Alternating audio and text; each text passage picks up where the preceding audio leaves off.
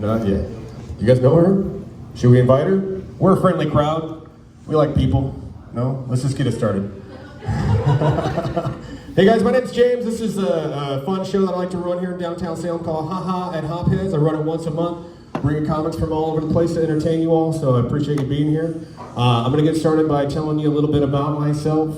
I was a fat kid growing up, but I was one of those fat kids that thought I could trick the skinny kids into liking me by doing the stuff that they did, which was mostly running. And I played a lot of tag. Yeah. I found out at first that I was it. Yeah. I was the one. But not because I was popular. I was just a slow dough ball. Yeah. But my least favorite form of tag was bridge tag, because when you got tagged, you had to get down into a bridge, and then the whole process of the game was like the kids would slide underneath you, and then you would get back in the game, you could start running around again. But as a chubby child, like nobody wanted to take that like pressure of like slide underneath me to get me back in the game, but also like getting fucking crushed. So like I'd be in that position for a long period of time. And as a child, I didn't have a lot of upper body strength. So like my arms would jiggle and my belly would sag. And then I just looked like a U. And I had one of those inspirational gym teachers that's like, Jimmy, if you want the kids to save you, you gotta get your belly off the ground.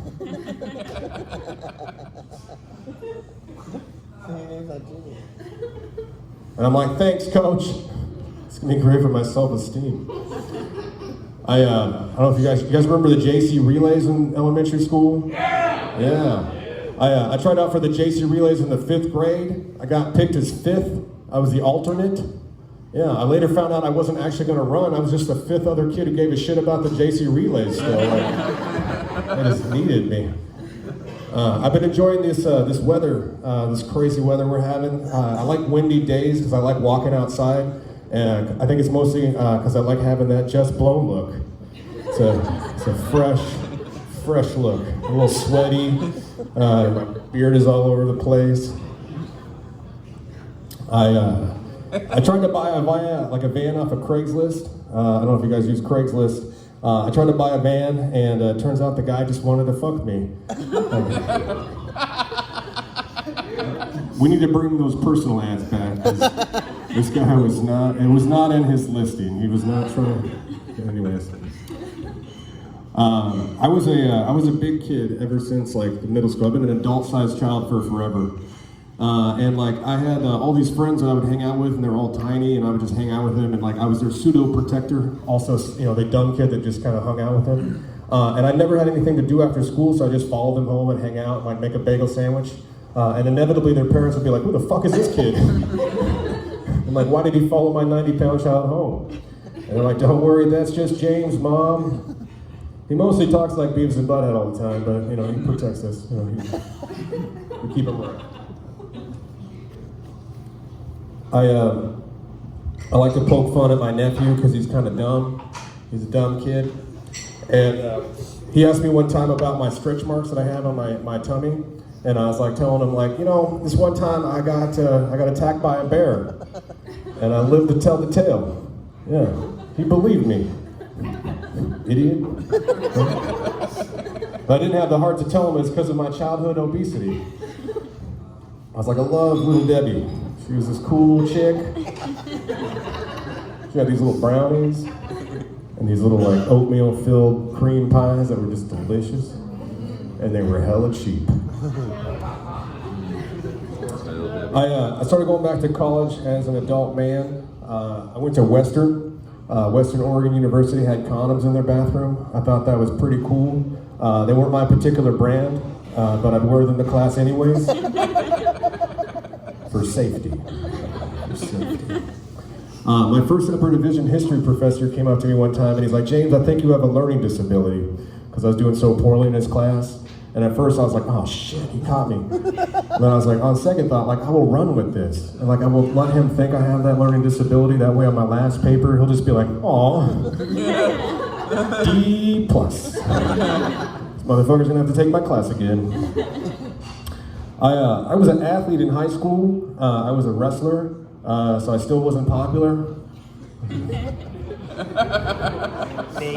What makes it worse too is my graduating year, the basketball team won state. So like they were like the fucking celebrities of the school, and I was just like, you know, not popular, and I was like, oh, I should have tried out for basketball. Anyways, that's not a part of the joke. I was a heavyweight, which is like the top, you know, of course, the biggest guys. And then I figured out that I could cut weight and then weigh less and beat on smaller kids. I love you. I love you too, man. Sorry, I got you. Later, Greasy. Everybody Greasy. That's Greasy. He's taking his purse. And he's leaving. But like nobody tells you when you're cutting weight and you don't weigh the weight that you need to weigh in at. Sometimes you have to like weigh in naked. And now you have to wrestle a kid that's just seen your wiener. And like some people are growers, other people are showers. Like I myself, it's not that impressive at first. But like I promise, with like a lot of encouragement, a back rub, like a 5-hour interview, maybe like a handful of episodes of Friends, we're gonna have ourselves an all right looking penis.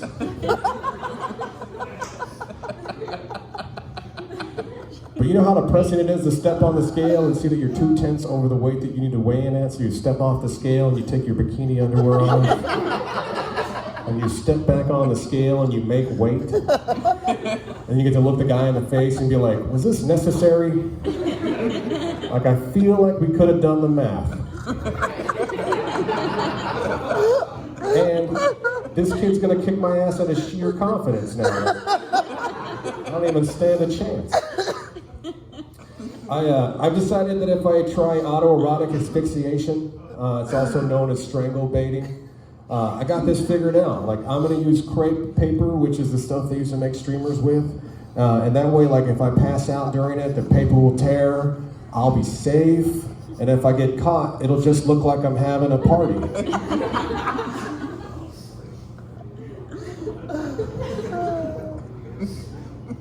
My wife and I went to this coffee shop today because she loves me and she likes to do things with me. You know, that's how wives work, right? I signed up for social activities. It's on the dotted line. But like we were getting our drinks and I looked over her shoulder and I saw these people throwing up gang signs. And I got really excited, like in high school when a fight's about to break out and you're like, holy shit, drop everything as the shit's about to hit the fan. But it turned out they were just deaf people. And I was staring at them because that's usually people who are different. And I was analyzing them and I was like, whoa, that guy's getting yelled at by hands. That's intense. He's got to read all of those hand gestures and know that he fucked up. And then I was staring at her hands more and I was like, that lady's got man hands. And I was wondering, like, when she goes out to dinner, does she worry what she's eating is going to go straight to her hands? And then my wife's like, drink your latte, you're being stupid. And I was like, thanks, babe, you are my rock. My wife and I got a dog after we got married, and she likes to let it sleep in the bed, and I don't mind because it keeps us warm. But like, have you ever woken up in the middle of the night because you're scared, and you're in pain, and you think you're dying, but then you realize it's just the dog kicking you in the balls? Yeah. I think my wife is trying to get me hooked onto the Home and Garden TV, the HGTV. And it's gotten so bad that I can't even go into people's houses without judging them for like the shit they decide to decorate with. But like my wife has got it bad, man. I think she's got like an addiction and I want to host an intervention for her, but like I can't figure out what to use for a centerpiece. You gotta go to the Barnes & Noble. No, that's a bookstore. You gotta go to the Crate Bear. I don't go places. Online shopping. What's next? My wife and I like to go on adventures and mostly involve smoking weed when we're on vacation. I like to go places and then find pot. Now that it's like getting more legalized, it's like not as, you just go to a weed store and overpay for weed. But like when you've got like a friend who knows a friend and you're like, oh yeah, let's just buy some pot from them. It's always pretty fun when you get really stoned when you're vacationing. But we went to Hawaii and I found pot when we were there and I had snorkeled for the first time as an adult man high on the weed. And I think what helped me keep my attention was I thought I sounded like Darth Vader. So I was like,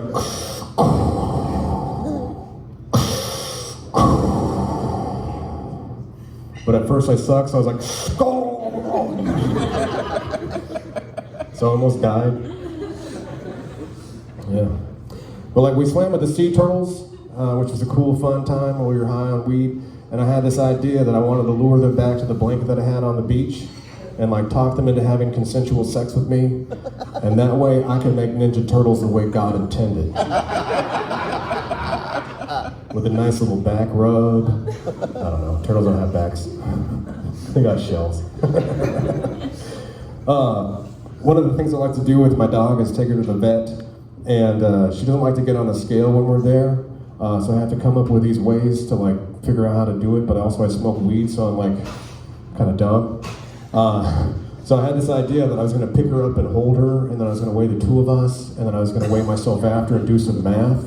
And what I found out is that I weigh 84.5 pounds, and my dog is a fat bitch. And like later on in the examining room, I heard from the other end of the door, like, that's a big boy. And I was like, my dog's a girl. I'm pretty sure that the neighbor is a cat. There's no other dogs here. I didn't pay for that type of judgment, is what I'm trying to say. I have health insurance because I work for a job. And, I have a, never mind. Why do I try to like make other intros to jokes that already have intros? Why does that happen? This guy in the middle. Go ahead and answer that. Me? You don't have to answer that. I'm just fucking with you. But I like to go to the doctor, and I always get pretty stoned when I go. And I went to the urgent care for this rash that I had that wouldn't go away. They're like, hey, let's test you for diabetes. And I was like, diabetes? They're like, you ever been tested for it? And I was like, no. And then they had to tell me, like, James, you're an at-risk diabetic. And I was like, fudge, right? And I got to do some lifestyle changes. And they're like, he's like, you're using peculiar verbiage. He's like, James, you got to stop what you're doing because you could slip into diabetes. And I was like, holy shit, like I could fall? Fall into this stuff? Like maybe running around, mostly walking. And then I'll twist my ankle.